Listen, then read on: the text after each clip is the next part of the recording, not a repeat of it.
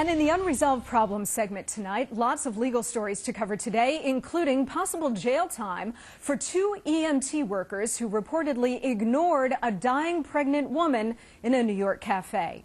But first, this woman, 35-year-old Christy Lee Rocha, is charged with threatening to kill Michelle Obama. Was it a credible threat? Joining us now from Chicago, attorneys Kelly Saindon and Jennifer Smetters. Ladies, welcome. Let's begin with this threat against the First Lady. We all know that the job of the president comes with some serious risks, and we know that the president, unfortunately, is threatened all the time. But threats against a First Lady are pretty rare. Kelly, let's begin with you. What do you make of this? Oh, I think it's a problem. I think that with the recent security breaches at the White House, that this threat is credible. This woman has a history of sending mail to the Secret Service, and she made threats against them as well. And I think it's something that we should be concerned with. And Jennifer, do you think that prosecutors will go at this the way they would a presidential level threat? Probably they will on the onset in terms of the investigation.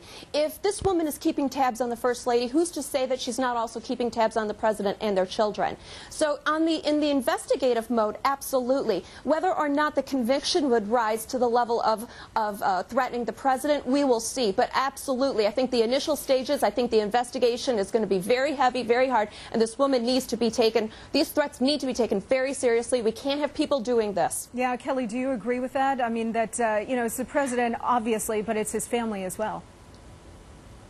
I agree that they are going to take it very seriously, and I really think right now prosecutors, Secret Service, everyone's trying to reestablish that they have control over security of the White House, of the President, and of the First Lady and the children. So I think that this woman's going to be treated as an example based on the breaches from the White House party crashers. Yes, I do. I think they're going to take it very seriously. The week after the party crashers, there was another couple that went in for a White House tour and ended up in a breakfast in the White House. Right. So I think you're right. I think they're going to set a real example here with this woman. She apparently, Jennifer, has a history of mental illness, or at least some mental disturbance. She had written love letters to a non-existent Secret Service agent and so on.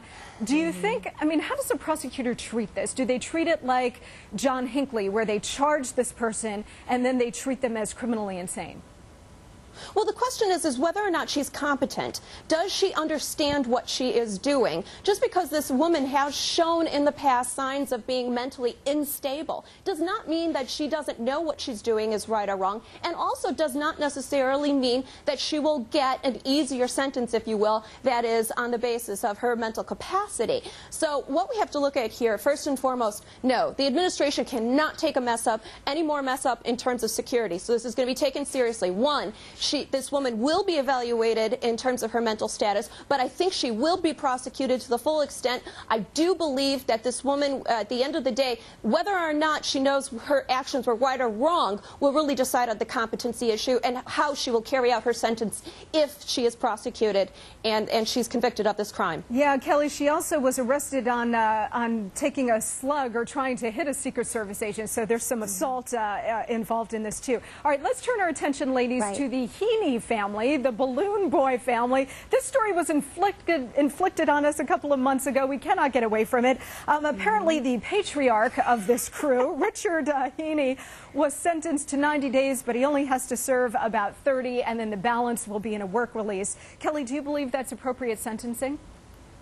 No, absolutely not. I don't think that it sets the appropriate standard. It's not an appropriate deterrent. Our judicial system is based on deterrence and punishment for crimes committed. It was a crime. It was a hoax. I said it from the beginning. And this man getting only 30 days isn't a deterrent for other people going out to do something like this to get attention, try not to get caught, and get a media show. And if they do, 30 days in the pokey and then 60 days where you're not sleeping at home, but you're resuming normal activities and going to work, not enough. It's absolutely not enough. And Jennifer, the matriarch, the wife here, Mayumi Heaney, got sentenced to 20 days in jail. But the other part of this, which I love, and I love the judge for doing this, is prohibiting this family from profiting on this experience. They cannot make any money off of this. Absolutely. What we want to do is send a very strong message to all these people who are just after the fame that spending a little time in jail, they still are not going to get their way when all is said and done, that the justice system will prevail against people who are out to hold, I'm sorry, but this country was held at bay for a handful of hours. Companies, news networks, individuals. I don't know a company out there that didn't have internet access in which their employees were online looking at the footage of the balloon. We had productivity.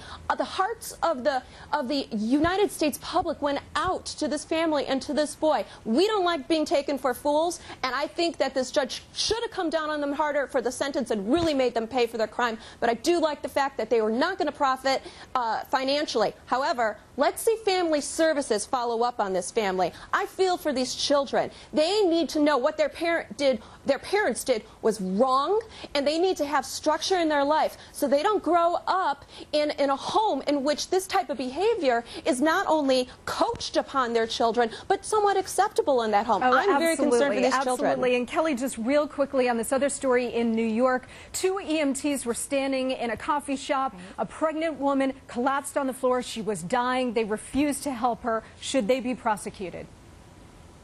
Absolutely. They should be fired, and I think they were, and they should be criminally charged. EMTs have an obligation to help people in distress. The fact that they said, call 911 and walked out bagels in hand is reprehensible. It's morally reprehensible, and it's against the law. They should be prosecuted and to the fullest extent available under the law. And they do take an oath to help people, and there is no coffee break from responsibility. Ladies, thank you so much. No, there's a 24/7. Exactly. Merry Christmas, ladies. Thank you.